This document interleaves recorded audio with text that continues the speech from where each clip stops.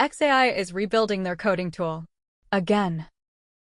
And this time they've done something interesting. Poached executives from Cursor, the coding tool that people actually use.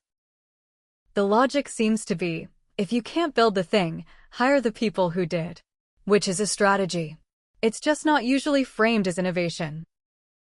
Cursor, for context, became the dominant AI coding tool by being genuinely good. Developers switched voluntarily. That's rare. XAI's first coding tool didn't land, so they rebuilt. And now they're rebuilding again, this time with a fresh crop of people who know what landing looks like. The tech industry loves this move. Throw money at a problem until the problem files a restraining order. To be fair, it sometimes works. Instagram's team went to Facebook. YouTube's infrastructure talent spread everywhere.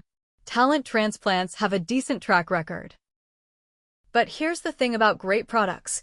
The insight usually travels with the builders. The execution, the judgment calls, the 1,000 micro-decisions, that's the actual product. So the real question isn't whether XAI can poach Cursor's people. It's whether Cursor's people can rebuild Cursor somewhere new, under a different mission, with different constraints.